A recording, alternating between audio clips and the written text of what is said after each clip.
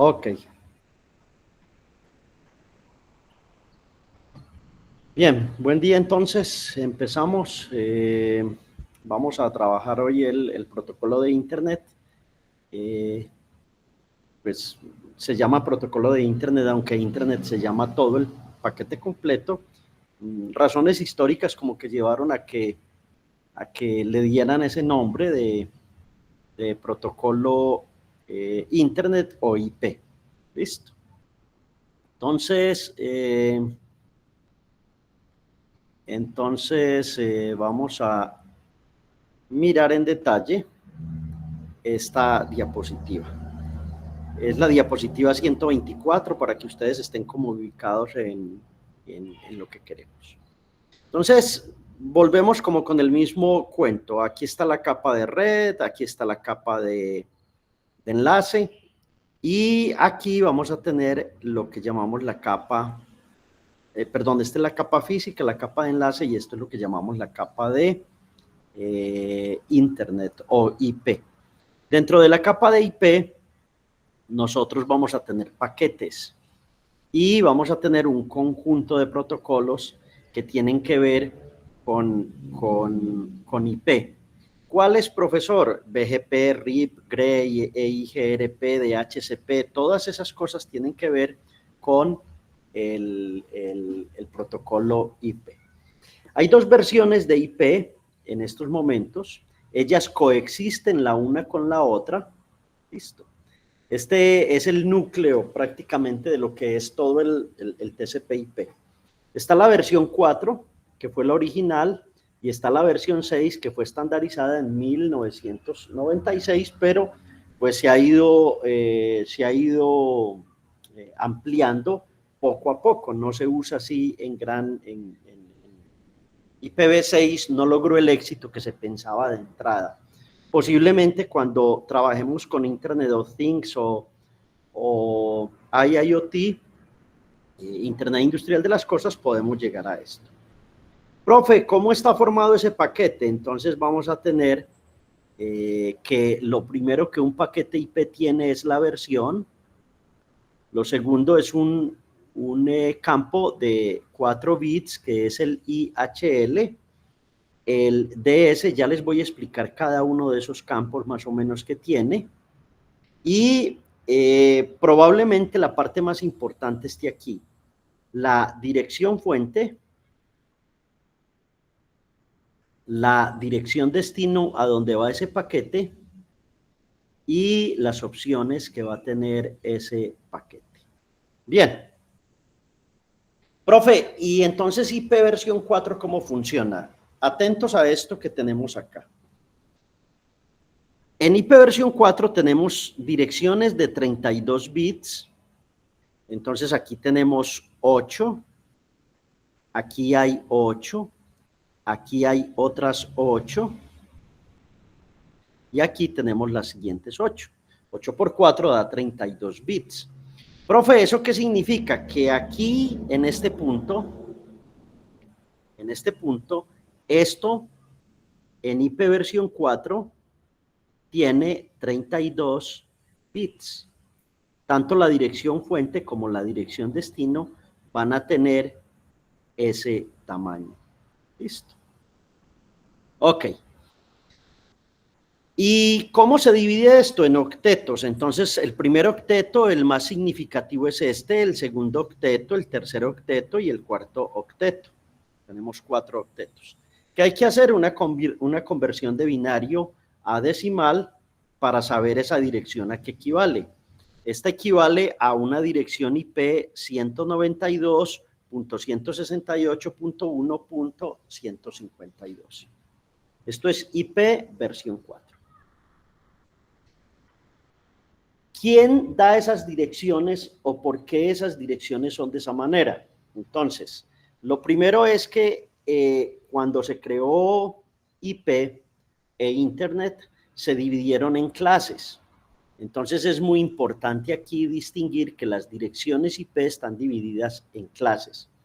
La clase A, la clase B, la clase C, la clase D y la clase E. Listo.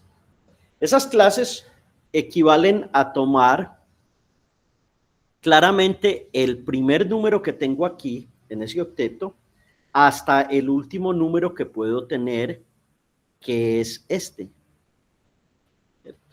Realmente sería 255, 255, pero ahora les explico por qué esto no se da hasta ese número.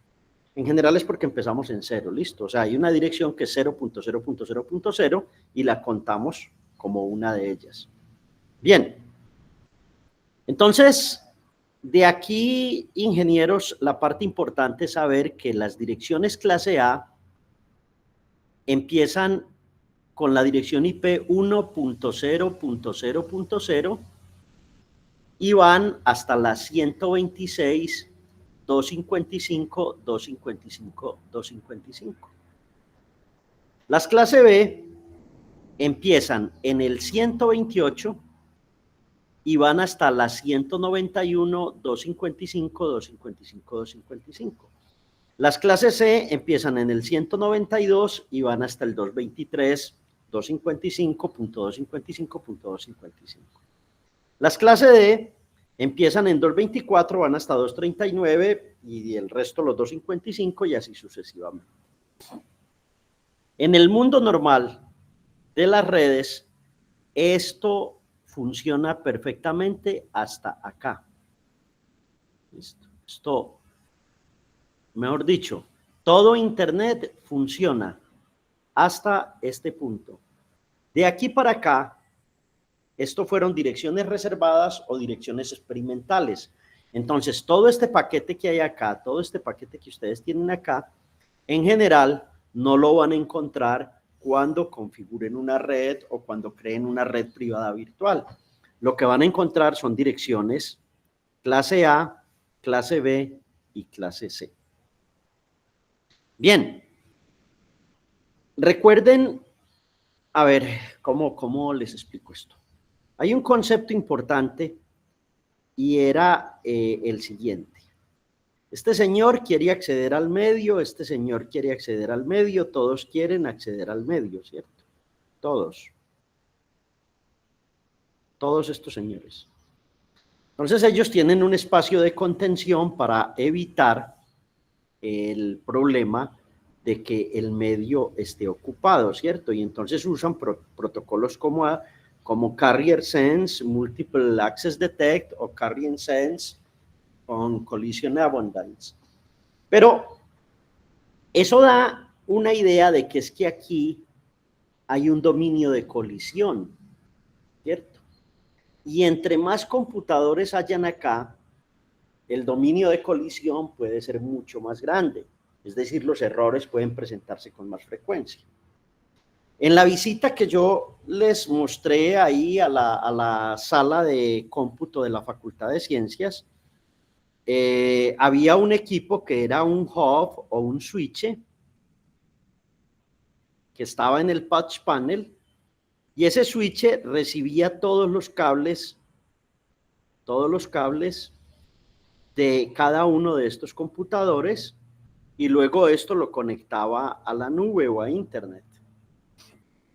Entonces, hay un concepto importante en las redes para que el dominio de colisión sea más pequeño. Y ese concepto es la máscara de red. La máscara de red. Entonces, ¿qué pasó? Cuando se dividieron las redes en clase A, clase B y clase C, se definió que en las clase A, por defecto, la máscara de red era esta. En las clase B, 2.55, 2.55.0.0 y en las clases C, todos los primeros tres octetos van en 255 y el último va en 0. Entonces, siempre que se configura una red, se configura la parte de red y la parte de computadores, de hosts. Casi que uno podría decir que, por ejemplo, el dominio de colisión aquí sería muy grande, porque serían 2 a la 24 bits. En este caso, en las clase B, la parte de red es de 16 bits y la parte de hosts es de otros 16 bits. Esta. Entonces aquí el dominio de colisión se reduce a 2 a la 16 bits, sigue siendo muy grande. En la clase C, la parte de red ocupa toda esta, ocupa 24 bits y la parte de host va a ocupar solo 8 bits. Es decir, que si usted utiliza una red clase C, por cada segmento de red va a tener solo 2 a la 8 computadores, ¿cierto? Serían 255 computadores, hay que restar la primera red y la última y le quedarían 253 computadores. Profe, ¿por qué? Porque hay dos direcciones importantes, el broadcast y la de red. Entonces, ahí vamos a tener problemas con esa parte. Ok. Profe, una pregunta. Dale. No me quedó claro lo de la subred. O sea, ¿cuál es la necesidad? ¿Cuál es la necesidad? No, lo primero son necesidades históricas de que se divide en clase A, clase B y clase C. De acuerdo a la dirección IP que a usted le asignó la IETF, o le asignó una clase A, o una clase B, o una clase C. Listo. Pero va a ocurrir una cosa. Dentro de cada conjunto grande, vamos a tener un segmento de direcciones públicas y de direcciones privadas. Y vas a ver que en el segmento de privadas uno puede jugar con la máscara de red. La idea de la máscara de red es una operación OR entre los bits de la dirección de red y la máscara de red. ¿Con qué fin? Con el fin de él encontrar cuál es el dominio de colisión o encontrar una dirección que se llama el broadcast. Es decir, hasta dónde voy a extender mi pregunta de, hey, ¿dónde está 192.168.1.1? Listo. Esa pregunta que haces te la voy a ir respondiendo poquito a poco en las siguientes diapositivas, y si ya de verdad no te la respondí, vuelves y me la haces enseguida. Listo, profe. Porque voy a ir hablando de esto. Profe, mira, yo tenía otra pregunta. Dale, Miller. Yo miré en Amazon, las BPS se podía elegir el BPS, el IP6, IPv4 y IPv6. Cuando uno puede elegir eso de manera manual o de qué depende. Sí, uno puede elegir eso de manera manual. Lo que pasa es que en AWS y en todas las nubes ya te sugieren qué direcciones IP puedes usar, ¿cierto? Y esa sugerencia también depende de cómo ellos vean que estás configurando tu red, del tamaño que necesitas, etcétera. Entonces, claro, AWS te sugiere, y como este es un tema un poco complejo, en estos momentos casi que ellos te ponen toda la estructura de la red de manera automática, y eso lo vamos a ver en los laboratorios que siguen, en la parte de arquitecto asociado, que son laboratorios ya muy elaborados. Entonces vas a ver que AWS por defecto te pone direcciones IP y tú tienes que entender cuáles son y por qué, y para eso explicamos esta parte. Listo. Profe, ¿y la categoría A, B y C? ¿Eso por qué motivo se le pueden asignar una B, una A? No, eso fue histórico, es decir, supone que, acuérdate de la IETF, ¿cierto? Entonces teníamos la IETF, voy a poner aquí un bolígrafo. Entonces teníamos la Fuerza de Ingeniería de Internet, ¿cierto? La IETF. Entonces estos señores llegan, se reúnen, hacen sus cosas, y ETF, te estoy hablando del año 1980. Entonces estos señores llegan y definen varias cosas, definen los Request for Comments o los RFC, que son la base de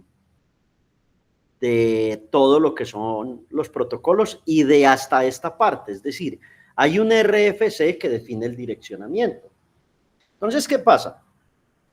Cuando ellos crean esto, ellos definen o distribuyen y les parece que son muy grandes esas direcciones y entonces ellos hacen una distribución en direcciones tipo A, direcciones tipo B y direcciones tipo C, D y E.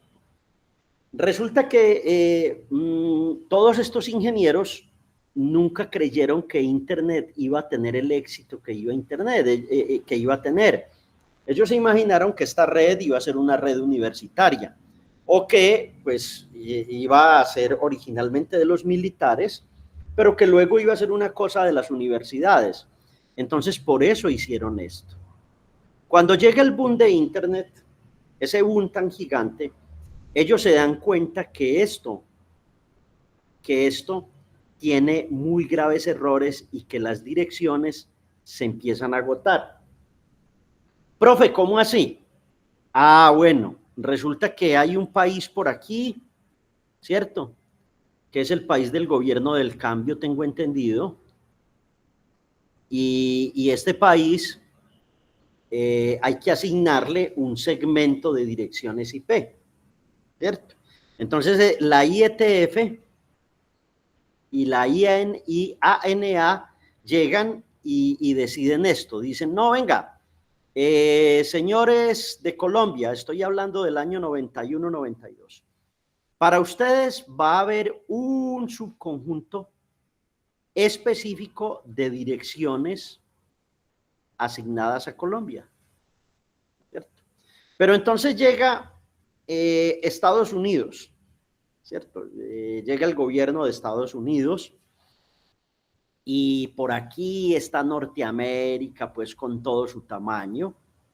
Y entonces la IETF llega y coge otros pedacitos de IPs públicas y las asigna a Estados Unidos. Y entonces, ¿qué hacen? A cada país le asignan de manera fija las direcciones IP versión 4 que pueden utilizar. Cuando esto empieza a crecer, se dan cuenta que han cometido un error. Y es que el error es que se empiezan a agotar las direcciones IP versión 4. Entonces estoy hablando del año 82, 83, 90, en fin, y aquí empieza el agotamiento de estas direcciones. ¿Qué se les ocurre a estos señores? Y aquí me estoy adelantando, Miller. Dos cosas. Hacer una solución que se llama NAT, Network Address Translation, NAT,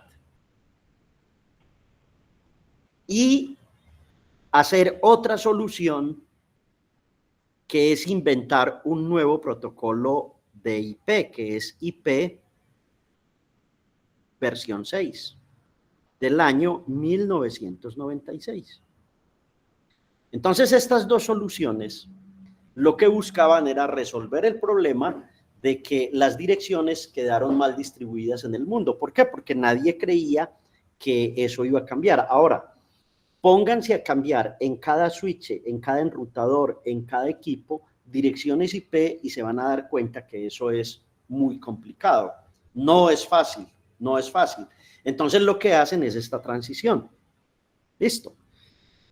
¿Qué pasa aquí? Pues que se juntan elementos que son curiosos. Primer elemento, nunca se creyó que Internet iba a ser tan exitoso. Segundo elemento, se distribuyeron las direcciones sin tener en cuenta eso. Tercer elemento, se agotaron. Cuarto elemento, hay que resolverlo. Y entonces ahí vienen soluciones como tal. ¿Listo? Listo, profe, gracias. Bien. Entonces voy a borrar esto, tengo que borrar esto porque si no ustedes no me van a entender nada de lo que yo diga enseguida. Nada. Bien. Entonces, profe, ¿qué pasó con todo ese conjunto grande? Entonces, tenías el conjunto de direcciones A, tenés el conjunto de direcciones IP de tipo B y tenés el conjunto de direcciones IP de tipo C. Entonces, para que Internet pueda funcionar, llegan y las dividen en dos tipos. Las dividen en un subconjunto de públicas y en un subconjunto de privadas. Entonces, digamos que estas son públicas, ¿cierto? Y estas son V, que es como la letra más importante ahí, privadas. Lo mismo, aquí cogen un subconjunto, este subconjunto lo ponen como direcciones IP públicas y estas otras las ponen como privadas y así sucesivamente. Eso es una distribución que se hace en un request for comment. Entonces, lo que ustedes van a tener son direcciones IP públicas y direcciones IP privadas. Profe, ¿cuál es la diferencia? Vamos a conectarlas. Vamos a mirar este conocimiento, cómo lo enseñamos bien. Entonces, las públicas solamente se pueden usar en entornos WAN, es decir, sobre todo lo que es el Internet público. Listo. Las privadas se pueden usar dentro de un entorno privado o controlado y se denominan las Local Area Networks, ¿cierto? Estas, señores, privadas. Todas las públicas se reconocen sobre Internet y estas sobre Internet no son reconocidas. Profe, ¿y entonces cómo hace mi computador que tiene una IP privada para ver Internet? Ya les dije contestando la pregunta de Miller, a través de una cosa que se llama el Network Address Translation, NAT. Bueno, las IP públicas son como las MAC de los computadores, son únicas a través del planeta. Las IP privadas se pueden repetir y deben ser únicas solo dentro del entorno de la red o de la LAN, de la red de área local. Listo. En general, las direcciones IP públicas se deben pagar. Uno puede comprar en la nube direcciones IP públicas, todavía hay disponibles, ellos tienen segmentos y entonces uno puede hacer esto. Las direcciones privadas no hay que pagarlas, son libres de costo. Estas son asignadas por el administrador de red y en general estas son asignadas, no, esto está al contrario, esto está falso.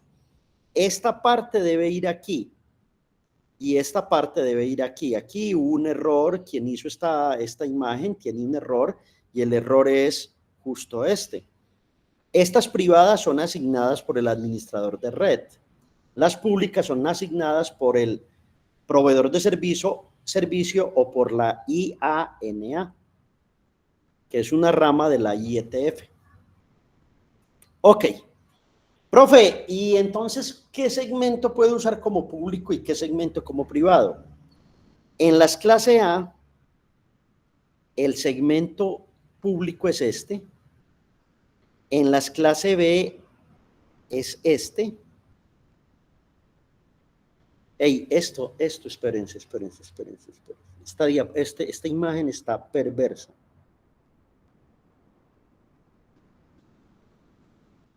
No. Muchachos, olviden este slide. Esto está equivocado. Esta parte va acá y esta parte va acá. ¿Sí? Es decir, yo no sé por qué yo copié esto y esto tiene un error gravísimo. El error gravísimo es que el rango de las públicas es este y el rango de las privadas es este. Eso no hay que aprendérselo de memoria realmente. Aquí lo importante es ir entendiendo cuáles puede uno usar como públicas y cuáles puede usar como privadas. Pero hay un error aquí, esto está equivocado y esto está equivocado. Los cuadros están donde no deben estar. ¿Ok? y apenas me acabo de dar cuenta de eso, me disculpo.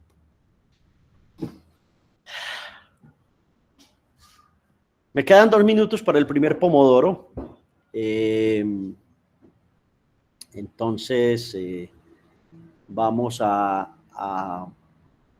hacer la parte siguiente. Ah, profe, y entonces uno tiene su computadora aquí en la universidad, su tablet en la universidad, su iPhone en la universidad, y entonces dentro de la universidad parece que solo podemos usar direcciones IP privadas. Efectivamente, no es que parezca, es que es. Entonces aquí se están usando direcciones privadas tipo B. Tipo B. Las A son 10, las B son 172 y las C son 192.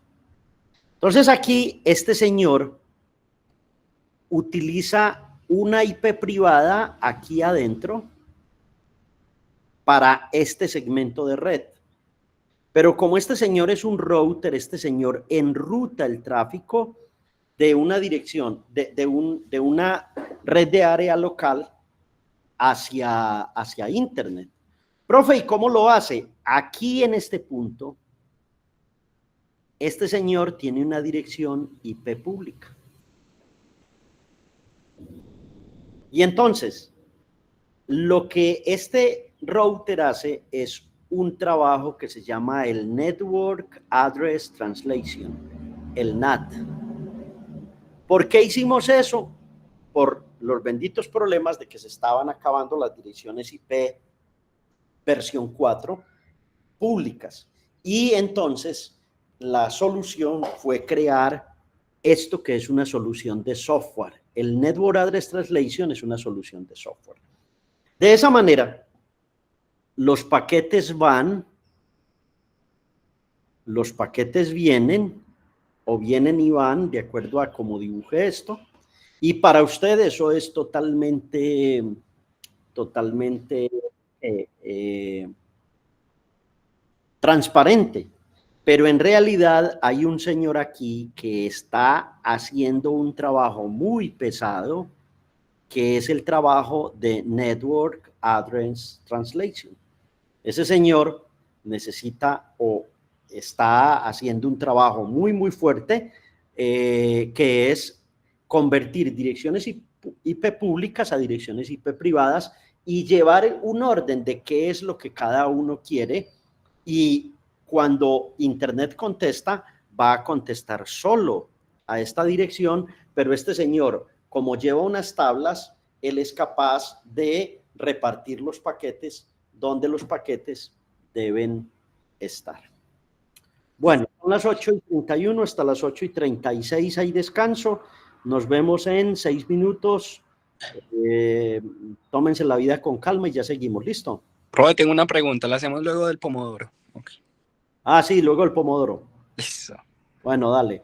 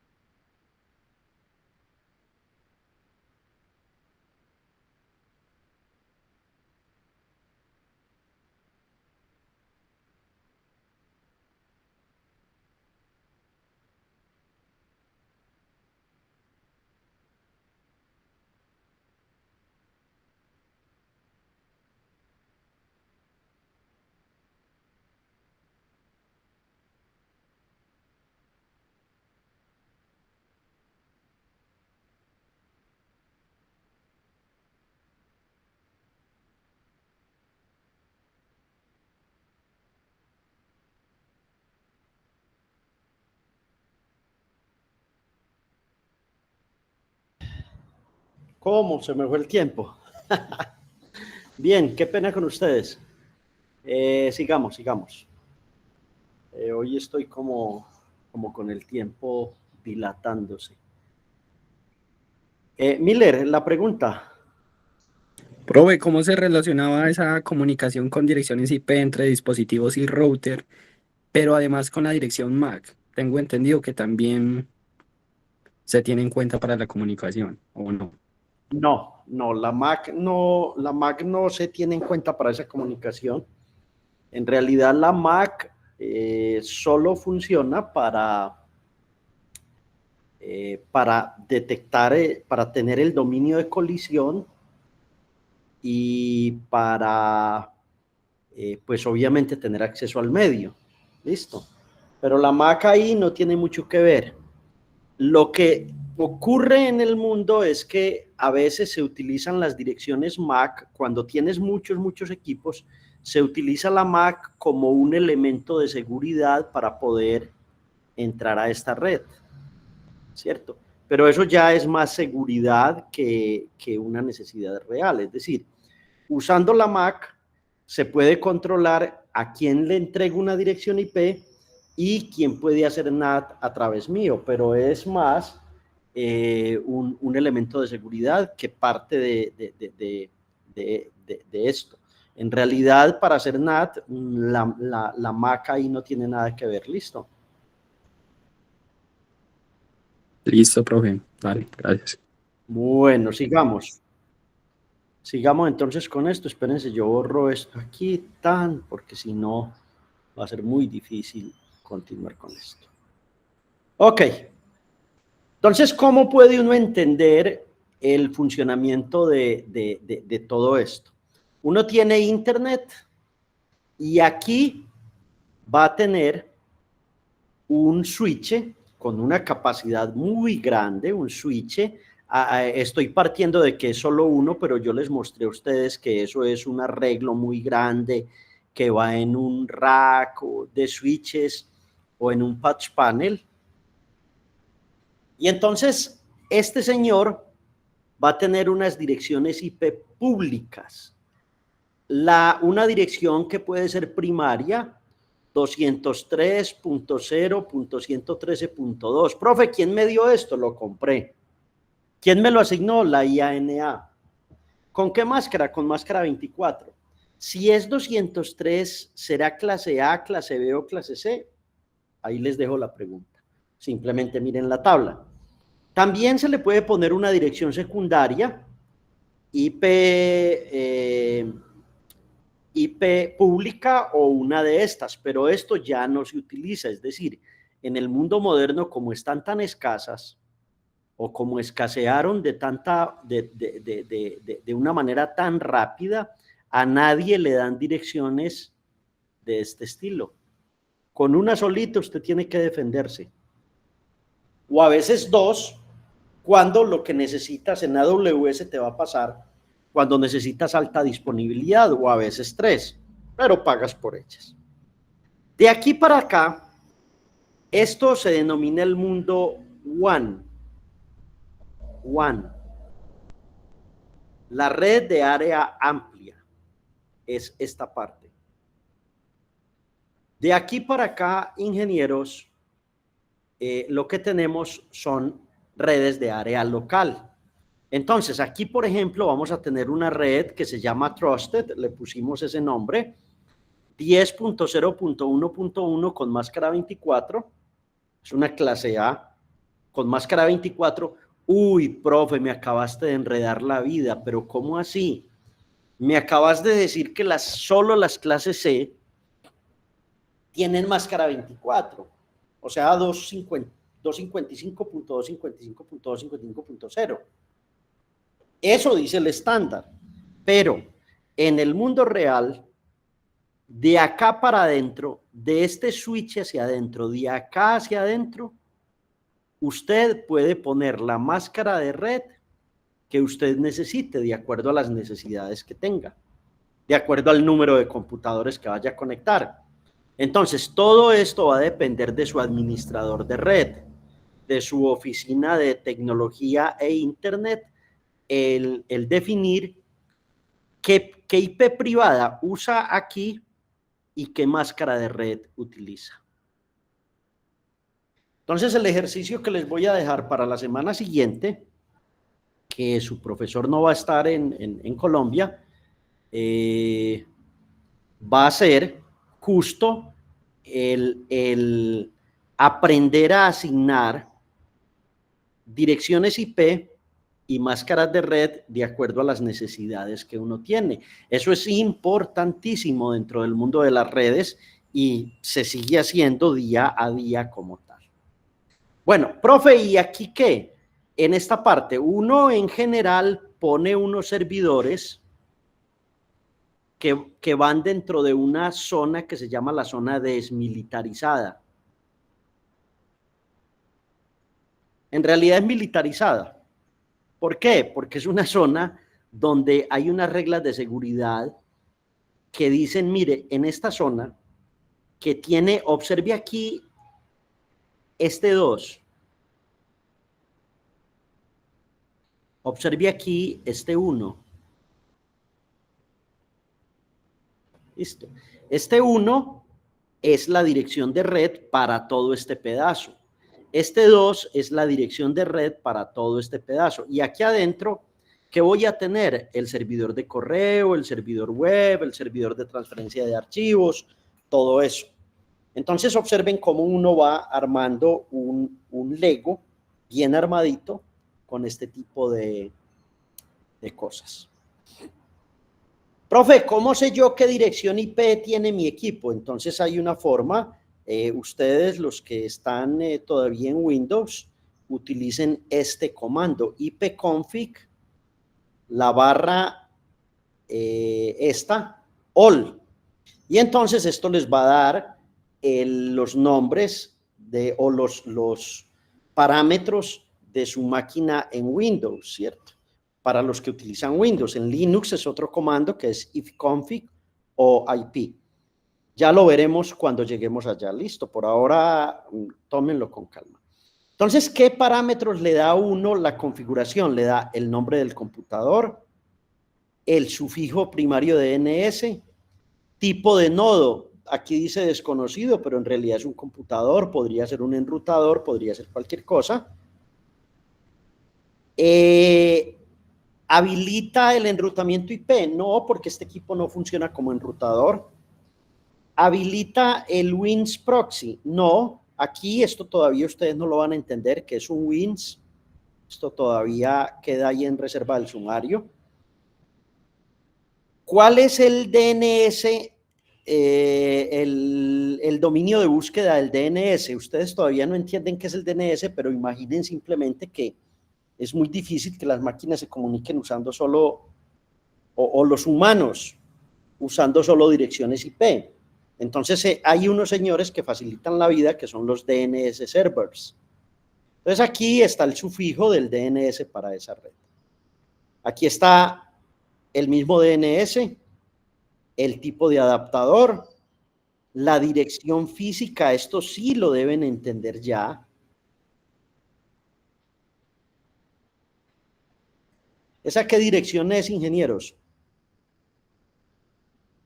MAC address. La MAC address, exactamente, que es única y es la dirección MAC que vamos a tener disponible o va a tener quemada en la EPRON ese computador. Profe, tengo el DHCP. DHCP significa Dynamic Host Control Protocol. Es la asignación de direcciones IP de manera dinámica. Van a ver que eso es interesante.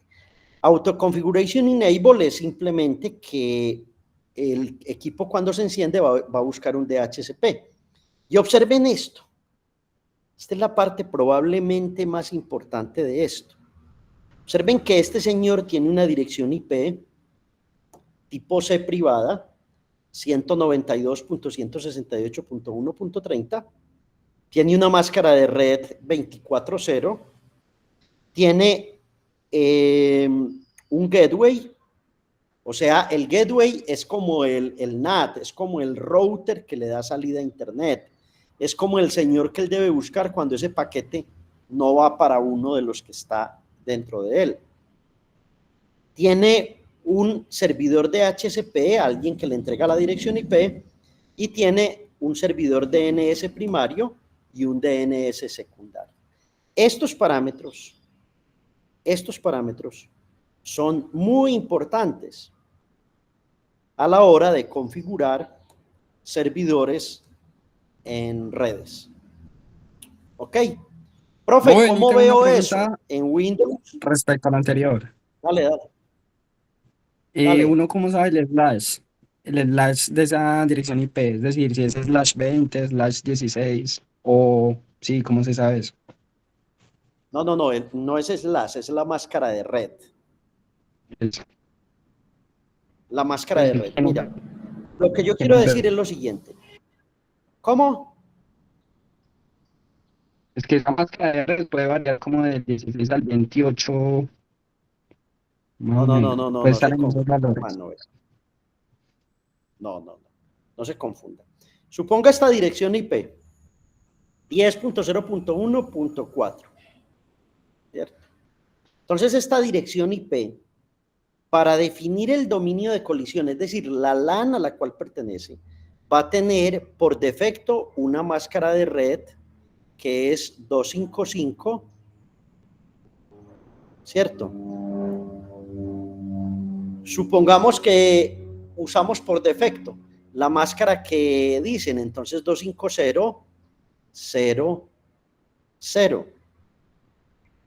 Para uno no escribir todo esto, porque los ingenieros pues solemos resumir las cosas y en redes, entonces esto se escribe, esto es equivalente a escribir esto, 8/8. Entonces, cuando a vos te ponen esto aquí, cuando te ponen esto aquí, /8, lo que te están queriendo decir es que esta dirección IP, esta, va a tener como máscara de red el primer octeto en unos. Y ese 8 significa que esto va 1, 1, 1, 1, 1, 1, 1. No sé cuántos van ahí, 2, 4, 6, 8 creo. Y de aquí en adelante van 0. ¿Era eso lo que me preguntaba Miller? Sí, profe, solo que pues yo siempre la había visto con el slash. Entonces, cuando le pusiste los números así, con 255.000, me confundí. Nunca la había visto así, pero ya me quedó claro, profe. No, la forma estándar es o la del slash o la otra. Lo que hay que saber es que equivalen a lo mismo. Sino que es que Sí, ustedes van a sorry. aprender a hacer direccionamiento y enrutamiento, y ese va a ser el ejercicio que yo les voy a dejar por parejas para que lo hagan en la próxima semana. Ese va a ser el ejercicio, ¿cierto? Resolver ciertos ejercicios de un libro que a mí me gusta mucho de Cisco. Ahora les envío el trabajo. ¿Listo?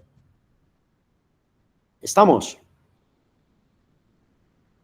Bien, sigamos. Ok, profesor. Bueno, ¿cómo veo esto? O cómo configura uno Internet en Windows. Pues sencillamente entra a la parte de redes, hace esto y ahí uno resuelve ese problema. Lo mismo hay que hacer por ejemplo, por ejemplo, Linux, aprender a configurar eso. Cualquier video de YouTube de cómo configurar la red en Windows o en Ubuntu, en la versión que tenga, va a resolverlo. Listo. Bien, tenemos a nuestra invitada. Hola, Selene. Selene. No me vas a decir que no admitías el N. Sí, no, profe, qué pena. Sí te admití, ¿cierto? Sí, me admitió. Yo ya estaba como, uy, ¿qué pasó aquí, hombre, Selene? ¿Qué pasó, Dios mío? Me dejaron por fuera. Sí, ¿Cómo estás? ¿Bien o no? Muy bien, ¿y usted, profe? Hola a todos. Bien, bien, todo bonito. Bien. Selene, bueno, chicos, chicas, yo les presento a Selene Solano. Selene es una de nuestras ingenieras físicas estrella. Fue monitora durante mucho tiempo del profesor Diego Aristizábal en el curso de simulaciones. Ahora se pueden imaginar pues cómo aprendió a programar, cómo aprendió con Diego a hacer muchas cosas. Selene, pues, ¿cómo les explico? Hizo su práctica en una empresa que se llama Telemetric. Allí trabajamos un tema de inteligencia artificial, entonces ella hizo un desarrollo muy interesante que era detectar usando inteligencia artificial y usando máquinas de NVIDIA, detectar inundaciones. Entonces, bueno, Selene de ahí en adelante se disparó en el mundo, hizo su certificación en AWS y de ahí en adelante ya nos va a contar el resto de la historia. Entonces, jóvenes, yo creo que lo que podemos tener con Selene es una conversación muy interesante. Ella nos puede contar toda su experiencia, cómo lo ha hecho, qué ha hecho, y por favor quiero que le hagan muchas preguntas. No me hagan preguntas a mí porque los que están en la industria son Selene y los demás IF. Por favor, háganle preguntas a ella. ¿Listo? Muchas. Selene, son todos tuyos, así que te agradezco mucho y un gran abrazo. Perfecto, listo. Tengo unas diapositivas acá preparadas, se las voy a Ah, qué compartir. delicia. Yo voy a dejar de presentar y dale. Genial, Perfecto. genial, Acá. Selene. Y un segundito.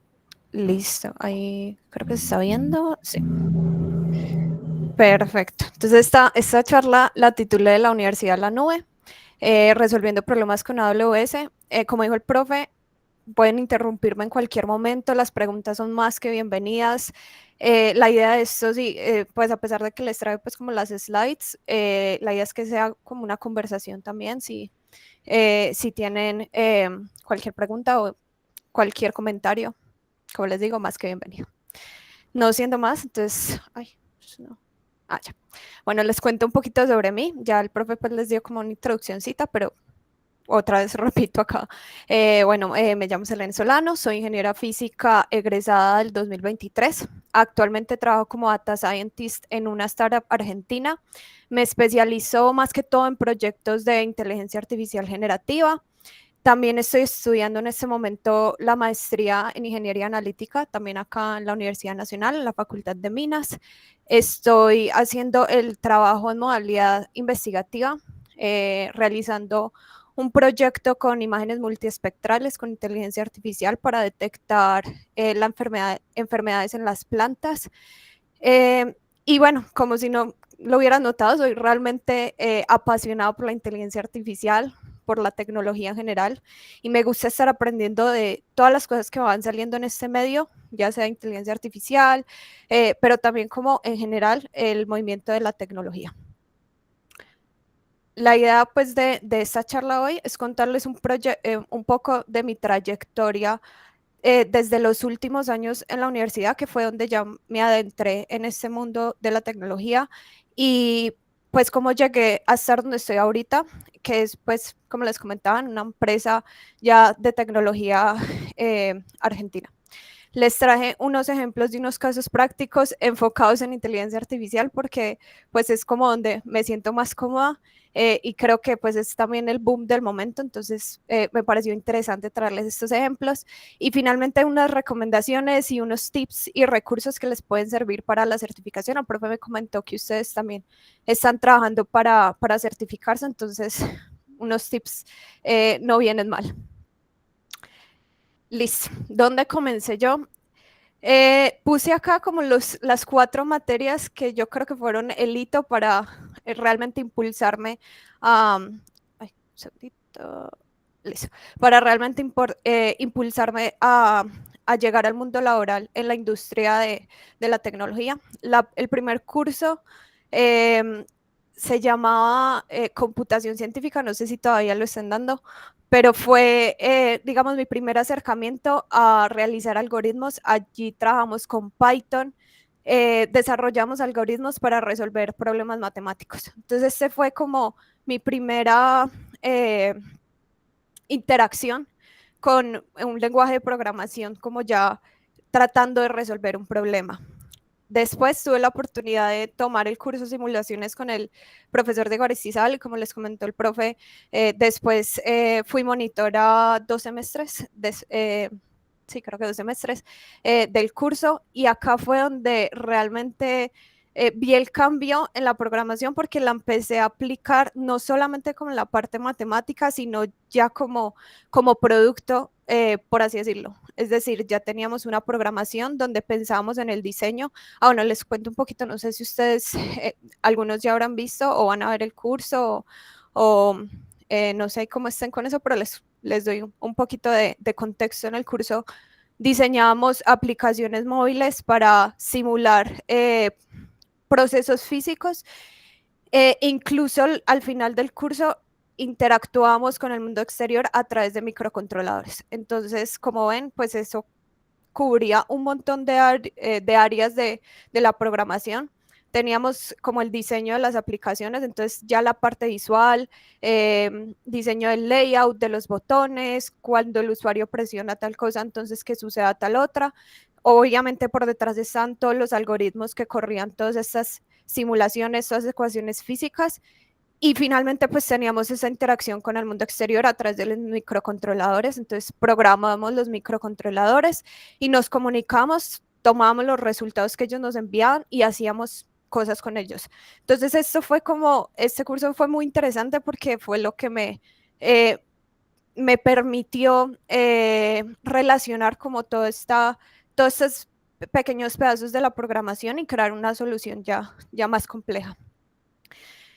Posteriormente tomé un curso de inteligencia artificial en la Facultad de Minas. Este era como más enfocado a los estudiantes de sistemas, entonces fue ya dejar como un poquito la parte de matemática, de física, y centrarme full en inteligencia artificial, en algoritmos, en modelos. Y acá pues hice como mi primer red neuronal con imágenes. En ese entonces pues no estaba la inteligencia artificial generativa. La inteligencia artificial, o por lo menos para mí, no era tan común, era algo como muy, muy nuevo. Entonces ver, digamos, todos esos procesos y resultados que entregaban, no sé, yo le pasaba, creo que el proyecto que hice allá fue para clasificar deportes, y era increíble pasarle pedacitos de fragmentos de video con imágenes de una competición, o sea, de baloncesto, y que el modelo fuera capaz de detectar, bueno, este es baloncesto, este es fútbol, tal. Para mí eso fue como el wow, pues esto es posible, y ahí ya pues digamos que me enamoré de este mundo. Como les comentó el profe, entonces empecé mis prácticas en esta empresa Telemetric, y allí fue muy bonito porque yo entré como data scientist, como en el mundo de la inteligencia artificial, pero allá me tocó desarrollar soluciones completas, o sea, ya no simplemente los modelos, que las métricas, que los resultados, sino armar arquitecturas para poder entregarle los resultados al cliente. Como les comentó el profe, por ejemplo, ese proyecto de las quebradas era detectar cuando incrementaba el nivel de las quebradas, o digamos que se predecía que pudiera haber una inundación, entonces alertábamos a través de una interfaz a los usuarios que podía producirse una inundación. Entonces, para esto, pues ya empezamos a nos tocó implementar arquitecturas con dispositivos Edge, o sea, físicos, computadores pequeños, que nos pudiéramos conectar a la nube y entregar esos resultados. Entonces, ya se abrió un mundo de posibilidades. El modelo que antes entrenaba en mi computador, que tenía una limitación de, no sé, 1000 imágenes porque no me daba más el procesamiento, ahorita teníamos que entrenar con miles y miles de imágenes, y ya, por ejemplo, el computador ya no me iba a servir. Entonces empezamos a explorar los entrenamientos en las nubes, la posibilidad de tener 3, 4 modelos entrenando en simultáneo en diferentes instancias con GPU, subiendo las capacidades computacionales si lo necesitábamos. Y pues finalmente concluyó con el curso de servidores, porque ahí fue donde realmente complementé todo este conocimiento de la nube. No solamente, digamos, que levantar la instancia para correr el modelo, sino toda la comunicación entre, por ejemplo, en este proyecto que teníamos el dispositivo Edge a la nube, cómo funcionaba todo esto de las redes, cómo hago una comunicación segura, cómo almaceno esto en bases de datos para después desplegarlo en dashboards. Entonces así fue que terminé como mi proceso de la universidad. Yo diría que estas, obviamente pues hay muchas más materias que me contribuyeron, pero yo diría que estas son como las 4 que marcaron mi proceso y me dieron como todas las bases para ingresar pues al mundo laboral ya. Listo. Tres puntos importantes que traigo acá que yo considero que fueron los que me sirvieron para hacer este paso a la industria, y los quería compartir con ustedes para que también lo tuvieran pues ahí bajo el radar. Primero, pues, fundamentos teóricos. Hoy en día tenemos muchísimas herramientas de inteligencia artificial, Gemini, ChatGPT, Cloud, pues todo lo que quieran, y yo soy pro de esas herramientas. Digo, úsenlas, para eso están, para acelerar nuestro proceso, para aprovechar, digamos, todo ese conocimiento que antes nos tocaba buscar horas, soluciones o identificar errores. Ahorita estas herramientas nos ayudan para eso, pero eso no quiere decir que reemplacen toda la parte o todas las bases teóricas o los conceptos para construir las soluciones completas. Es decir, nosotros debemos tener la capacidad de razonar, poner ese razonamiento lógico y decir, bueno, si hago este cambio acá, ¿cómo me puede afectar a futuro? O si tengo una solución que en este momento es pequeña para 3 usuarios, pero después necesito escalarla para millones de usuarios, entonces, ¿cómo debo diseñar esa arquitectura para que sea resiliente, para que sea escalable en el futuro?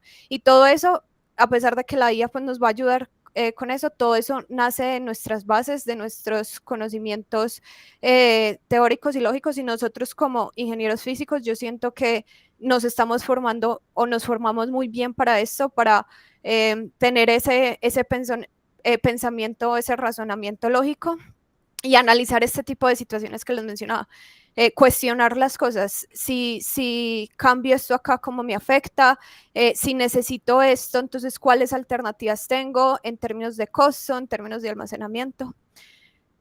El segundo punto, como los primeros pasos a la nube, piensa en la nube como una aliada, como una posibilidad de expandir y de explotar nuestras ideas. La nube nos permite escalar, nos permite acelerar todos nuestros procesos. Yo les mencionaba lo de el entrenamiento de modelos. Nos pasó precisamente para esa solución de las imágenes que empezamos a entrenar en los servidores de la empresa, y de pronto los servidores ya, bueno, nos saltaban límites de memoria, nos saltaban que nos demoramos horas, días, semanas entrenando modelos. Entonces fue como que, bueno, necesitamos utilizar procesamiento adicional y procesamiento o computacional mucho más avanzado. Entonces ahí fue como que, bueno, en la nube tenemos todo esto a la disposición de un clic. Entonces quería como traerles eso, que experimenten en la nube, usen la nube, piénsela como una posibilidad para explotar todo el potencial de las soluciones. Y finalmente, el aprendizaje continuo. Súper importante, la tecnología avanza a 1000 por hora. O sea, ustedes prueban un modelo hoy y mañana ya salieron 3 nuevos y mucho más potentes, con muchas más capacidades. Entonces hay que estar... Mateo, ya termino esta idea y ya te respondo preguntas. Hay que estar siempre muy curioso, super pilas, cuáles son las cosas que salen nuevas, y comparar, porque no quiere decir que lo nuevo que salió sea lo mejor. Puede ser que no. Funciona mucho en el mundo de los modelos. Por ejemplo, pasa que el último modelo tal vez no tenga las mismas capacidades con otros, entonces está bueno también comparar estas nuevas tecnologías. Ahora sí, Mateo. Hola, siempre me ha generado dudas porque al ser un mundo el mundo de la tecnología avanza tan rápido, ¿cómo haces para lo que ya aprendiste, digamos, de información en la nube o de IA generativa en tu caso? No se quede obsoleto, digamos, una nueva tecnología que reemplace y tengas que cambiar todo. Claro, no, súper buena tu pregunta. No es como que necesite cambiar todo mientras tengas como una base, por ejemplo, eh, para traerlo como un poquito más a tierra, soluciones de inteligencia artificial generativa, por ejemplo, un bot, ¿cierto? Un, un chat, vos le escribís, hola, ¿cómo estás? Y te responde, te soluciona tus dudas. Vos tenés una base como para construir tu solución y de pronto mañana salió un nuevo modelo. Entonces lo que tenés que hacer es no, bueno, esto que tenía antes no es que lo desecho y tan, sino que empiezo a adaptarme a la nueva tecnología. Entonces pruebo y como les decía, comparo. Entonces implemento el nuevo modelo, reviso qué tal funciona y después comparo con lo que ya tenía y hago la evaluación y uso como la base de mi estructura de mi chatbot, adapto al nuevo modelo y, y bueno, y si funciona, pues lo cambio y utilizo la nueva tecnología. Acá lo importante es como tener una mezcla, como lo que ya tengo, ver cómo adaptarlo a lo que va saliendo. Y por eso es súper importante lo que les mencionaba como los fundamentos teóricos. Cuando yo empiezo a construir mis soluciones y sobre todo ahorita que la tecnología avanza tan rápido, por lo menos en la inteligencia artificial, es intentar construir desde la base mis soluciones pensando en que sean eh, fácilmente adaptables, fácilmente personalizables a los cambios del futuro. Entonces ya ahorita van a escuchar mucho las arquitecturas de microservicios, porque precisamente si cambia un componente necesito tener facilidad para reemplazar ese componente por la nueva feature o por el nuevo servicio que salió. Eh, Tenemos que tener pues los diseños como altamente modularizables, si de pronto no es microservicios, sino la lógica de los algoritmos altamente modularizables, el principio de programación de objetos para poder reemplazar estos módulos en caso de que salgan estas nuevas tecnologías. No sé si ahí te respondí tu pregunta. Sí, sí, muchas gracias. Listo. No, y sobre todo, pues acá como probar, o sea, si salen nuevas soluciones, probar que sí sea también lo que se necesite. A veces salen muchas cosas también, pues eso he notado que a veces salen muchas cosas al mercado, pero realmente no se adapta como a las soluciones o tienen fallas para ciertas necesidades. Por ejemplo, con los modelos, pasa mucho que sacan nuevos modelos y uno dice, no, es que este nuevo modelo funciona mucho mejor, pero de pronto para mis necesidades no es lo más, no es lo más útil. Por ejemplo, un ejemplo práctico de que me pasó pues acá en un diseño de un proyecto de la empresa es que salió el nuevo modelo GPT-5 y el GPT-5 tiene como un razonamiento como automatizado. Entonces necesitábamos interactuar rápidamente con el modelo para que entregara respuestas realmente muy rápido y cuando el modelo se queda razonando, entonces se alargaba el tiempo de respuesta al cliente o al usuario y no nos servía para la solución, a pesar de que era como el último modelo. Entonces hay que empezar así como a evaluar, pero tenerlo también en el radar, porque bueno, este modelo me puede servir para tareas más complejas, donde ahí sí necesite razonar y de pronto el tiempo no sea mi prioridad. Listo. Ahí continuando con el aprendizaje continuo, tenía como otra cosa que era como las certificaciones. Esto es de suma importancia ahorita para entrar pues a la industria tecnológica. Ya la mayoría de las empresas se fijan que uno tenga certificaciones, tanto porque demuestras que tienes un conocimiento en algo pues específico que ellos buscan y también porque las mismas empresas tienen muchas alianzas con, pues son partners de muchas de estas empresas, por ejemplo AWS, entonces ellos tienen que cumplir con cierto número de certificaciones Entonces se fijan mucho que en la hoja de vida pues que uno tenga certificaciones, entonces si se puede certificar ahorita que el profe en este curso les está dando como todo el conocimiento, sería súper bueno y sería un plus para su hoja de vida tenerla. Listo. No siento, ay, esto por qué no pasa. Listo. Bueno, entonces ya como para un poquito de práctica, les traje 3 soluciones que montaron en AWS. Estas vienen de ejemplos de las mismas soluciones que ellos suben en su GitHub. Estas están pues enfocadas en inteligencia artificial porque me parecieron como interesantes, pero pues la idea es como que les quede como, a pesar de que se den hay muchos servicios, como las bases de cómo se arma una solución y cómo se piensa pues una arquitectura. Entonces, para arrancar, todas las soluciones y sobre todo las de analíticas y datos de inteligencia artificial, nuestra fuente y lo más importante siempre van a ser los datos. Los datos es lo que nos va a permitir darle valor a nuestras soluciones y entregarle resultados al cliente. Pero los datos no significa que, bueno, tenemos datos y ya eso se los mostramos al cliente y ya quedó, no. Al cliente le interesa cosas específicas.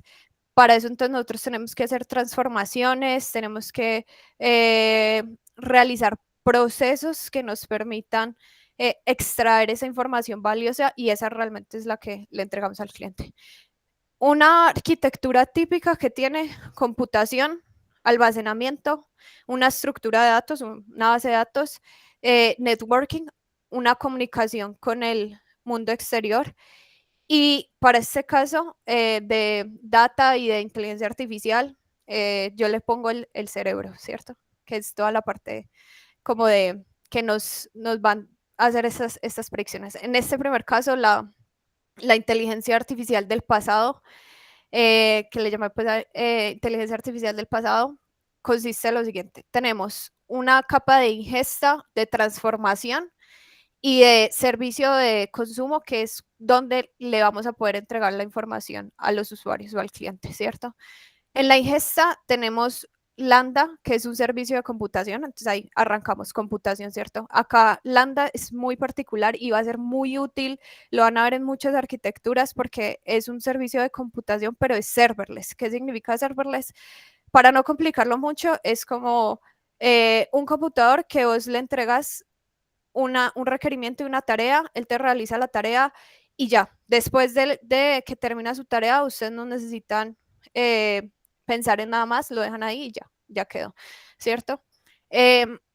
Por la parte de abajo tenemos servicios de ingesta. No va a tocar todos los servicios por cuestiones de tiempo y porque pues los aburro acá hablándoles de todo eso, pero voy a como tocar los más importantes como para que entiendan el concepto. Tenemos servicios de ingesta, tenemos Amazon Kinesis que es un servicio para streaming de datos. Entonces, si tenemos datos, por ejemplo, en este caso de medidores que nos están enviando datos cada segundo o cada minuto, son muy frecuentes, entonces necesitamos tener canales que nos permitan leer esa información, ese flujo de datos continuamente. También tenemos servicios como Amazon SQS y SNS que nos permitan hacer encolamiento y mensajería. Esto es, por ejemplo, si tenemos 100 solicitudes en simultáneo, entonces cómo las organizamos para procesarlas y que no se interrumpa o que no se sature los flujos. Entonces acá, por ejemplo, cubrimos con Lambda, por ejemplo, un servicio computacional que le damos la tarea, por ejemplo, de leer o de recibir cierta data y hacer algo con ella y después, no sé, guardarla en un almacenamiento. O también servicios de ingesta específicos, por ejemplo, el streaming o el SNS que nos permiten leer los datos y guardarlos en un servicio de almacenamiento. Entonces ya tenemos computación, tenemos relacionamiento con el mundo exterior y después tenemos el almacenamiento. Entonces en este caso Amazon S3, que es un servicio típico de AWS, súper útil porque se encarga de almacenar cualquier tipo de objeto. Entonces acá tenemos documentos, tenemos imágenes y como ellos lo definen es almacenamiento ilimitado. Entonces tiene una capacidad gigante para almacenar, tienen diferentes modalidades para almacenar si tenemos data que necesitamos almacenar por mucho tiempo, pero no consultar tan frecuentemente. Entonces nos da como la versatilidad de acuerdo a nuestras necesidades.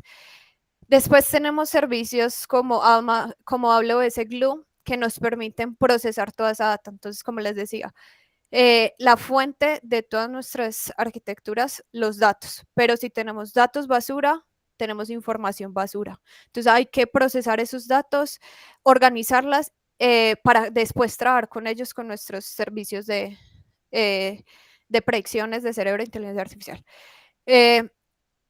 Como después de procesar los datos, pues entonces tenemos un servicio de estructuración de datos, una base de datos, ¿cierto? En este caso, por ejemplo, Amazon Redshift, que nos permite guardar, es una data warehouse que nos permite estructurar nuestros datos para después ser consultados por servicios de reportería como Amazon QuickSight, Amazon Managed Grafana, que nos permite hacer dashboards y entregarle la información al cliente. Y finalmente tenemos la parte de inteligencia artificial, que es realmente entender esos datos, coger todos esos datos, esos históricos, y generar predicciones o generar inferencias que nos den valor de acuerdo a esa información pasada.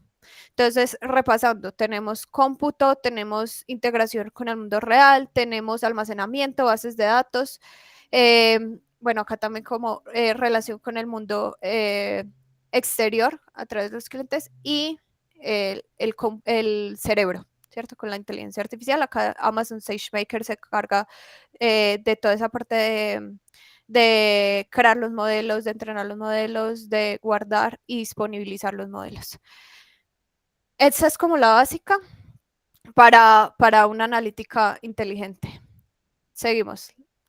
Bueno, ya después de que analizamos el pasado, entonces ahorita les traigo la inteligencia artificial que responde sobre el presente. Y acá les traigo como una técnica muy utilizada en el mundo de la inteligencia artificial generativa, que es el RAG, Retrieval Augmented Generation. ¿Y por qué se usa esta técnica?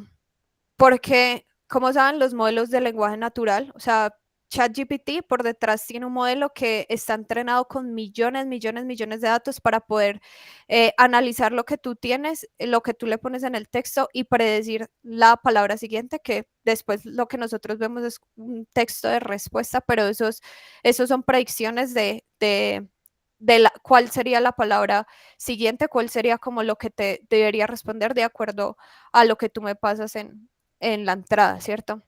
Pero ¿qué pasa? Lo que ustedes se han dado cuenta es que si, por ejemplo, el día de ayer salió una nueva política en mi empresa que tiene actualizado, no sé, ciertos requerimientos, ciertas información sobre, no sé, vacaciones o sobre permisos, y yo necesito consultar esa información, yo le voy a preguntar a ChatGPT o le voy a preguntar a mi modelo de inteligencia artificial, y él no va a tener ese conocimiento, entonces no me va a poder responder de esto, ¿cierto? Entonces acá entra esta técnica que nos permite darle esa información del presente para que él pueda y tenga su contexto y pueda respondernos de acuerdo a eso. Entonces, para esto tenemos este Amazon Bedrock Knowledge Bases, que nos permite subir esta documentación, indexarla, es decir, cómo particionarla y realizar una vectorización. Una vectorización, imagínense, es como cambiar las palabras por un lenguaje que un modelo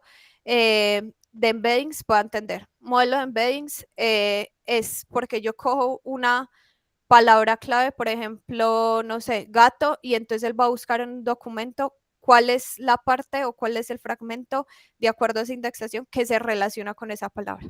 ¿Por qué hacemos esto? Porque, listo, digamos que yo tengo mi política nueva de mi empresa que salió ayer, pero esta política tiene 1000 páginas, tiene 5000 páginas. Entonces, si yo le paso todo ese chorrero de páginas al modelo, por más que el modelo tenga ventanas de contexto muy grande, una ventana de contexto es como, digamos, una caja donde tú le puedas meter una información de entrada para que el modelo procese, pero eso tiene su límite, o sea, no es una caja infinita, sino que es una caja que tiene un límite específico de acuerdo a cada modelo. Entonces, si yo le paso 5000, 10,000 páginas, él no va a tener cómo procesar. Y de igual forma, si ahorita las ventanas de contexto de los modelos son muy grandes, casi de millones de tokens, a pesar de eso, si tú saturas con mucha información, al modelo no te procesa bien esa información. Entonces, ahí entra clave lo del RAG, la knowledge base, la base de conocimiento, porque lo que vos haces es, bueno, yo necesito consultar del documento, me interesa es las políticas de vacaciones. Entonces le pregunto a mi chat cuáles son las políticas de vacaciones de mi empresa. Entonces lo que va a hacer es, va a ir a buscar en el documento cuál fragmento se relaciona con vacaciones por similaridad, entrega al Amazon Bedrock, que es donde está el servicio que gestiona toda la parte de los modelos de lenguaje natural, y voy a tener la respuesta. Entonces, acá en la arquitectura lo que tenemos otra vez es la lambda, que ya la habíamos visto en la arquitectura pasada, que me va a permitir orquestar como todo este proceso. Tenemos un Amazon API Gateway, que es el servicio que me permite comunicarme con el mundo exterior, con el cliente. Entonces, este servicio es de solicitudes. El cliente entrega una solicitud, el API Gateway direcciona a la lambda y envía esa información de la solicitud del cliente, o sea, cuál es la política de vacaciones de mi empresa. La lambda dice, bueno, él me preguntó eso, entonces necesito llamar a la knowledge base para obtener el fragmento del documento donde habla de vacaciones. Llevo el resultado al el modelo de lenguaje natural para que él tenga el contexto y sepa cómo responder. El modelo te formula la respuesta bonita como, bueno, la política de vacaciones, y le retornamos la respuesta al cliente. Acá adicionalmente, pues volvemos a ver a EC3 para almacenamiento, lambdas adicionales y un servicio de bases de datos, de nuevo base de datos, pero en este caso usamos un Amazon DynamoDB, que es un servicio de bases de datos no relacionales que nos permite guardar objetos que no son estructurados. O sea, antes hablábamos como de tablas, estructuras, por ejemplo, tablas como CSVs o como tablas de Excel. Acá ya hablamos de, por ejemplo, documentos que no tienen una estructura definida. Entonces, si ven, pues tenemos otra vez nuevamente las mismas bases, computación, tenemos relación con el mundo exterior, base de datos, almacenamiento y el cerebro. Y ya para la última arquitectura que les quería traer, que es lo que está ahorita en furor en la inteligencia artificial generativa, es toda la parte de los agentes. Entonces, volvemos y partimos prácticamente de la misma arquitectura anterior, pero ahorita tenemos Amazon Bedrock Agents. Ahorita el anterior era Amazon Bedrock y este es Agents. ¿Por qué? ¿Qué pasa con la inteligencia artificial? No sé si en estos días vi, por ejemplo, un ejemplo de que le preguntaron a ChatGPT como, ¿puedes decirme cuántas R's hay en Strawberry? Y él decía 2. Y le volvían y le preguntaban como, ¿estás seguro que tiene solo 2 R's? Y el modelo convencido decía, sí, solo tiene 2 R's. Entonces vemos que ellos tienen capacidad para redactar una tesis, incluso pues tienen capacidades para comportarse como un investigador especializado, pero no son capaces de contar cuántas R's hay en Strawberry. Eso es porque los modelos tienen sus limitaciones.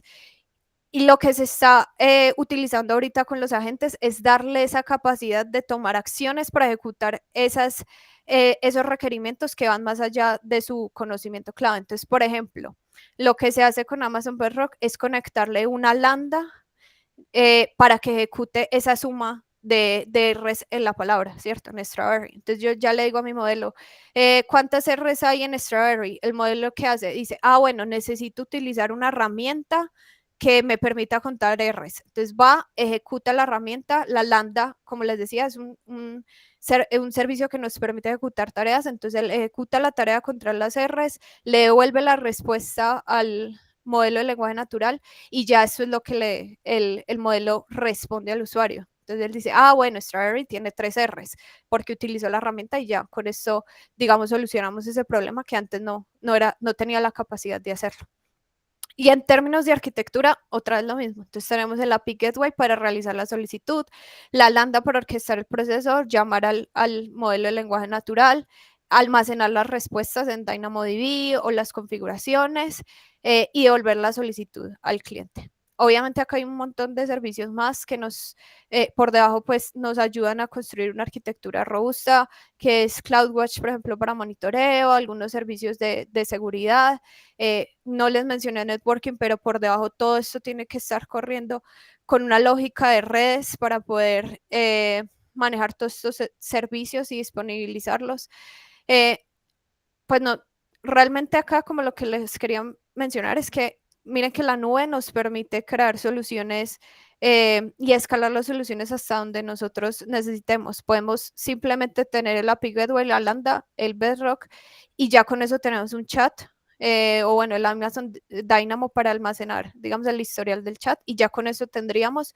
Pero si necesitamos arquitecturas mucho más robustas, entonces vamos sumando cajitas, vamos sumando servicios y vamos incrementando, o sea, hasta el límite de nuestra creatividad. Será como los ejemplos de las soluciones que les traía. No sé si tienen alguna pregunta o quieren que refuerce algo que no les quedó claro. Yo sé que voy muy rápido, pero pues por cuestiones de tiempo no puedo como ir más allá, pero si tienen dudas, adelante. Selene, ¿cómo estás? Hola, un gusto. Mira, yo tengo una pregunta. Si me podrías aclarar un poquito cuál es la diferencia entre los dos servicios. Está uno es Bedrock y el otro que es SageMaker. No sé si el primero se especializa como en agentes y el otro no.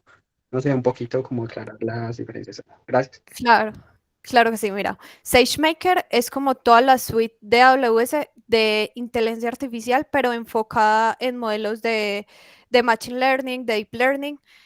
Cabe aclarar que vos puedes también construir ahí modelos de inteligencia artificial generativa, pero la diferencia clave es que Bedrock es un servicio administrado por AWS, ¿cierto? Entonces vos acá, los modelos ya están, digamos, en el servicio como tal. O sea, si vos necesitas utilizar, no sé, de cloud necesitas utilizar Sonnet 3.5, simplemente habilitas como el modelo, porque hay que habilitarlos, y ya simplemente hago una solicitud al API, una solicitud al servicio y me entrega, digamos, él por debajo corre el modelo, lo despliega, lo tiene listo y me devuelve la respuesta. Amazon Bedrock se enfoca principalmente en modelos de inteligencia artificial generativa, nada de modelos de Machine Learning, nada de modelos de Deep Learning, ¿cierto? Amazon SageMaker es como el paquete completo. Y acá vos tenés muchas configuraciones, es un servicio muy completo, pero vos puedes entrenar tus modelos acá desde cero. O sea, decís, no, es que yo no me sirve GPT-5, yo quiero construir mi propio modelo, entonces puedo hacerlo allí con instancias que se prenden pues por debajo, con servidores que él disponibiliza desde el servicio, se entrenan. Acá, como les mencionaba, pueden ser modelos de Machine Learning, pueden ser modelos de Deep Learning, redes neuronales o modelos pues generativos. Ellos te dan la posibilidad como de utilizar las herramientas desde bases para construir los modelos, es decir, por ejemplo, PyTorch, Scikit-learn para los modelos de Machine Learning, Transformers en el caso de generativa. O sea, tienen configurados servidores para que tú puedas entrenar con esas herramientas, pero también tienen unos Jumpstart que son como modelos que ya están entrenados y vos puedes utilizarlos y preentrenarlo, adaptarlos, pues ajustarlos para tus necesidades. Es decir, yo tengo un modelo de inteligencia artificial generativa ya disponible, pero lo necesito para un caso muy específico de mi empresa de casos legales. Entonces lo que yo hago es cojo ese modelo y lo ajusto con mis datos de casos legales y lo adapto para que me sirva a mis necesidades. Entonces, digamos que la suite de SageMaker es más para que tú desde cero, bueno, a pesar de que puedes utilizar estos modelos ya desplegados, pero como que tengas más posibilidad de interactuar con los modelos, no solamente entrenar, sino también desplegar los modelos. Te permite, digamos, subir un modelo que tú entrenaste en tu local y dejarlo disponible a través de un endpoint de una API, por ejemplo. Entonces yo subo mi modelo a la nube, que entrené mi local y puedo preguntarle haciendo una solicitud, digamos, en este caso, por ejemplo, con una API Gateway, le hago una solicitud a un endpoint que está en SageMaker, o sea, digamos a mi modelo que está ya almacenado y te va a dar la respuesta. Entonces, como para resumirte, Bedrock, digamos, es administrado por AWS, entonces vos tenés una serie de modelos, también se puede hacer fine tuning en modelos, pero solamente para generativa, solamente es para inteligencia artificial generativa. Y SageMaker es más amplio, o sea, te permite entrenar, hacer fine tuning, evaluar modelos también, optimizarlos y machine learning, deep learning, y también pues de inteligencia artificial generativa. En Amazon Bedrock también hay una particularidad que tiene toda esta, digamos, herramientas internas que vos puedes, están dentro del mismo servicio de Bedrock, pero vos puedes utilizar independientes.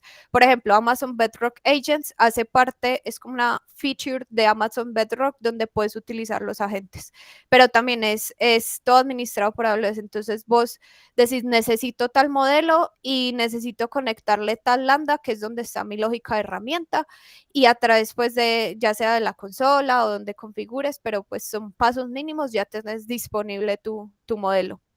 En este caso, pues por ejemplo, si lo quieres hacer desde cero, pues te toma mucho más trabajo, pero también se puede hacer.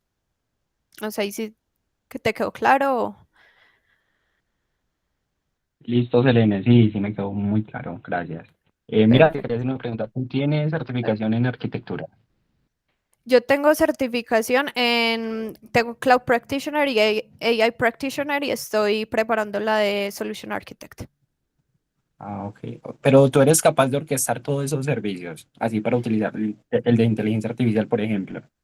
Sí, pues realmente yo la experiencia o el conocimiento que tengo lo he adquirido a través de proyectos, a través de, o sea, ya práctico, entonces digamos que me falta hacer el paso de la certificación, que para las certificaciones pasa mucho que a veces uno tiene como el conocimiento, los conceptos, pero si uno no lo lleva a la práctica, entonces a veces es como que, bueno, sí, yo sé que es ese servicio, pero no lo sé configurar. O cuando voy a intentar configurarlo, entonces me salen un montón de errores y entonces como que es importante, sí, la certificación y la preparación de un curso para tener esos conceptos, pero si no los llevas a la práctica, es muy difícil como entender realmente de qué se trata.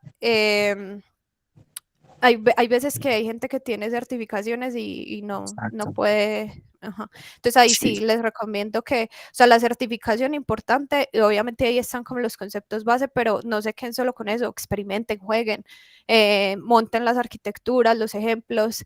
eh, sí, sí. De hecho, acá les traía como los tips para ahorita. Ahorita les Sí, paso exacto. todos. Incluso yo estuve una vez en una charla y era una persona súper, incluso es el giro de AWS aquí en Ah, sí, Colombia. habla Hero. Ujú, Él nos contó, pues él trabaja con Global Link. ujú, Y nos contó que tenían una posición y se presentó una persona súper tesa, pues con muchas certificaciones, una hoja de vida impecable. ujú. Pero cuando pues él miró la hoja de vida y dijo, yo quiero entrevistar a esta persona. Pero cuando fue a ver, él no sabía. Tenía los certificados, pero en la práctica no pudo. Entonces, descalificado. Sí. Entonces sí es importante lo que tú mencionabas de poder tener práctica ya en AWS. Total. Y se van a dar cuenta que a veces uno jugando, experimentando, armando los proyectos, entiende muchísimo más y cuando va a estudiar como las cosas de la certificación se le hace mucho más ameno y uno dice, uy, sí, ya entiendo esto porque es así, o complementa de pronto con cosas que no sabía, pero digamos que tienen que ir muy a la par. Yo no recomiendo eh, dejar de lado, o sea, solamente centrarme en la certificación porque es posible. Es, como tú dices, hay gente que estudia, se sabe muy bien los conceptos, se los aprende, porque eso también es de mucha memoria, se los aprende, pero bueno, voy a montar el servicio y resulta que eso no es tan como dice la teoría, empiezan a salir errores, que esto no tiene permiso de esto, que de pronto el modelo para desplegarlo necesita ciertas configuraciones o necesito montar una imagen por debajo porque, etcétera, ¿cierto? Entonces, sí, siempre acompañarlo de la práctica para poder realmente asimilar como los conceptos. Listo. Bueno, ya como para redondear esa idea que estábamos como discutiendo, les traigo como las habilidades que yo siento que les pueden servir o me sirvieron a mí y siento que les puede servir para la parte de la industria tecnológica. Primero, la nube. Tienen que tener conocimiento, o yo recomiendo tener conocimiento, por lo menos una nube. AWS es un buen comienzo para una nube. Hay muchas empresas que usan AWS, entonces es una buena base, pero lo importante es que tengan como el acercamiento a cómo funciona la nube, cómo puedo usar los servicios, cómo funciona la parte de los costos, porque la mayoría de empresas tecnológicas trabajan en la nube para poder, digamos, escalar todas sus soluciones. Entonces acá eso es clave. Segundo, un lenguaje de programación. Yo puse acá Python, pero puede ser, o sea, si ustedes, por ejemplo, no, a mí no me interesa inteligencia artificial, no me interesa el backend, a mí me interesa hacer frontend. Entonces, listo, Java, JavaScript. Pero lo importante, por ejemplo, en estos dos, la nube, el lenguaje de programación, es que tengan como una base para que después sí, bueno, yo no me especialicé en AWS y necesito pasar a Azure, no va a ser tan difícil porque se relaciona, o sea, como que los conceptos base están y ya después uso las herramientas, N1000 herramientas para realizar como los cambios, pero digamos que las bases, importante pues que estén. Tercero, las APIs. Toda la relación con el mundo exterior, prácticamente todo es a través de APIs. Los servicios de AWS para acceder a ellos con APIs, así sea que tú los uses con un SDK o con la consola y todo eso, pero por debajo se están haciendo solicitudes a APIs, entonces es bueno que sepan cómo hago una solicitud, cómo se recibe una solicitud, qué significan los mensajes de error, por ejemplo, un 400, 404, 403, como para acelerar, digamos, ese debugging.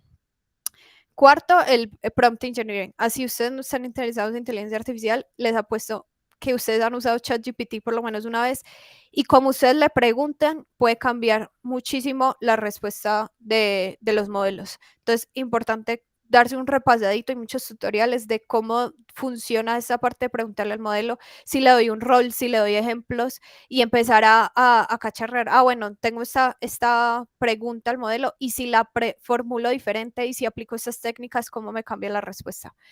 Y finalmente la comunicación, súper clave, ya sea que no estemos en la industria tecnológica, en cualquier industria, esto es primordial, sabernos comunicar con nuestro equipo, con nuestros jefes, y acá lo trae particularmente porque a veces nosotros nos volvemos un poco técnicos y hay que saber identificar nuestro público objetivo. Si vamos a hablar, por ejemplo, con un cliente o si vamos a hablar con alguien de comercial, no podemos utilizar términos tan técnicos porque ellos no les interesa y no lo van a entender. Entonces, es trabajar en eso, en identificar nuestro público objetivo y cómo transmito mis ideas para que ellos puedan entender lo que yo quiero decir. Y finalmente, para terminar, pues recursos o los tips que yo les traigo para las certificaciones y para acercarnos a la nube. Acá especialmente pues para AWS tenemos el Skill Builder, que para los cursos básicos de Cloud Practitioner, de iPractitioner que están ahí disponibles, son muy buenos, son completos, por lo menos para la parte conceptual. Yo creo que toda la base de conocimiento está muy bien entregada en estos cursos. Acá Laura ese free tier, que ya volverá a ese, voy a saltar este por un momento, voy a pasar al Udemy, que acá no me acuerdo cómo es el nombre del chico, pero los cursos de Udemy de este chico son muy buenos, son completos y aparte tienen también exámenes de prueba, que son un poco más difíciles que los exámenes reales, entonces ayudan muchísimo para la preparación. Y como les mencionaba, como el AWS Solutions de GitHub, que es donde están ejemplos de las arquitecturas, entonces ahí pueden buscar si de pronto ya están trabajando en soluciones y necesitan ideas como de cómo llevar a cabo tal requerimiento, tal solución, entonces acá hay muchos ejemplos de muchísimos servicios, si no todos, para implementar. Y creo que también tienen como los costos de la implementación de la solución. Entonces está chévere como si tienen tiempito para darle una revisadita. Y acá vuelvo a hablar de ese free tier. ya sea AWS o la nube que sea, ellos siempre ofrecen como un periodo de prueba, unos créditos para que la gente pueda experimentar. Aprovechenlos mucho. Eso realmente permite hacer muchas cosas, probar muchos servicios gratis, o algunos con unos costos muy, muy económicos. Entonces, esto es para cuando lo vayan a activar, porque eso tiene, pues obviamente su fecha de vencimiento, que tengan pues el tiempo para utilizarlos, para aprovechar. Y si de pronto se vencen y quieren seguir trabajando, yo les digo, $5, $4 pueden hacer muchísimo en la nube. Es saber cómo administrarlos y utilizarlos responsablemente. Responsablemente es primero, cuando vayan a arrancar con una nube, lo primero que deben hacer es configurar el límite del presupuesto, el budget, para que les alerte si superan cierto límite, para que de pronto no se vayan a, a superar, digamos, que su capacidad que habían disponibilizado para hacer las pruebas. Y también con esto de la mano, si prenden un servicio o cualquier servicio que utilicen, cuando terminen, apaguen y eliminen, si pueden. Apaguen y eliminen, porque hay muchos servicios que por debajo prenden instancias que a veces de pronto uno no se da cuenta, bueno, yo usé este servicio, pero pues por debajo él está, no sé, corriendo un almacenamiento, y yo no me doy cuenta. Entonces ahí está gastando, y cuando yo menos pensé, la cuenta aumentó. Entonces, si pueden, pues apagar siempre que prendan instancias, siempre que prendan cosas que es de prender a apagar, apagarlos, y si pueden eliminarlos, y los servicios que son de consumo también, como eliminarlos, que volverlos a aprender y a configurar, eso igual es práctica para uno. Sí, esos son como los tips que les traía. Y ya con eso pues termino. Acá pues cualquier pregunta, queja, reclamo, sugerencia, les dejo mis datos, me pueden escribir cuando quieran, yo estoy pendiente, o contactar en el LinkedIn, y miramos si tienen duda o si tienen un proyecto o cualquier cosa que necesiten, estoy disponible. Hola, Selene, dale, Edwin. al principio de la reunión dijiste que eras data scientist, si no estoy mal, y dijiste que estabas estudiando una maestría en ingeniería analítica. Correcto. Como tal, ¿cuáles son las diferencias entre la ingeniería analítica y el data science y ese tipo de términos, de puestos? Ok, claro. La ingeniería analítica abarca mucho más que la ciencia de datos. La ciencia de datos principalmente se puede denominar como la construcción de modelos, disponibilizar los modelos también, pero ahorita, por ejemplo, está surgiendo mucho la ingeniería de inteligencia artificial, que va más enfocado a eso. Digamos que Data Science ha ido evolucionando mucho con las tecnologías que van saliendo últimamente, por ejemplo, con la generativa. Entonces, ha ido evolucionando realmente el cargo. Digamos, un Data Scientist en este momento, o en mi empresa, por ejemplo, yo soy Data Scientist, pero trabajo es más como ingeniera de inteligencia artificial, desarrollando ya como soluciones con inteligencia artificial generativa. Entonces, ha ido como evolucionando el término. Si te soy honesta, digamos, el data science de antes, que era la construcción de los modelos, entrenar modelos, hacer exploración de datos, ahorita necesita como complementarlo ya con estos otros de ingeniería de inteligencia artificial, o sea, desplegar los modelos, disponibilizarlos, y así. Y un ingeniero de analítica ya cubre más también la parte de datos. Entonces puedes, por ejemplo, incluir Big Data. Yo tomé, por ejemplo, cursos de Big Data, entonces ahí es procesamiento de grandes volúmenes de datos, pero no necesariamente necesito hacer como inteligencia artificial con ellos, pues utilizarlos para construir modelos o cosas así, sino que es como organizarlos, procesarlos, almacenarlos en una base de datos o en algún lado, y disponibilizarlos como para la construcción de dashboards, que va más como por la parte de data engineer, que es ingeniero de datos, ¿cierto? Entonces esa maestría pues de ingeniería analítica cubre como muchas áreas, y ya uno como que coge su rumbo. Yo, por ejemplo, me gusta más la parte de inteligencia artificial, entonces me fui más por ese lado. La maestría está como realmente muy abierta, pero en la industria lo que he visto es que, sí, como te decía, como que ha evolucionado. Data Scientist se centra antes más en la construcción de modelos, pero ya hoy yo, por ejemplo, trabajo con inteligencia artificial generativa y construir las soluciones y armar las arquitecturas. Entonces yo creo que realmente ahí cuando busquen, pues, o sea, necesito un data scientist ver como la información de cuál es la necesidad en el cargo. O sea, necesito construir modelos o necesito saber también de disponibilizar los modelos, o por ejemplo les interesa la parte de inteligencia artificial generativa, que también pues ahorita buscan mucho como un data scientist, pero que también sepa un poquito de inteligencia artificial generativa y utilizar las herramientas para construir esas soluciones. Listo, muchas gracias. Con gusto.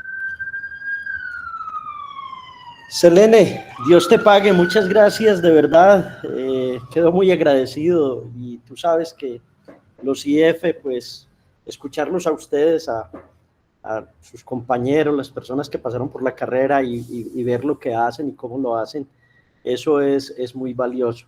De verdad, Selene, que un gran agradecimiento. Se me olvidó decirte una cosa y te pido disculpas, que estaba grabando esta sesión. Si te molesta, no la publicamos. Es solo para los muchachos del grupo en Classroom. No, para nada, para nada.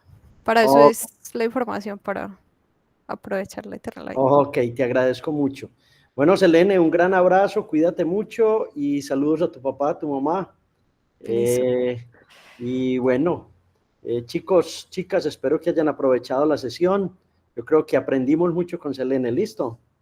Un aplauso ahí virtual para doña Selene. Ah, Mateo levantó la mano.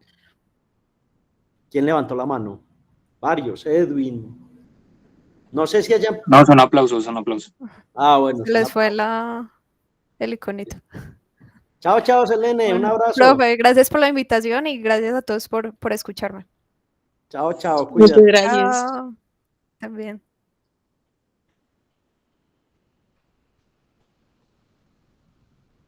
Bueno, jóvenes, nos vemos en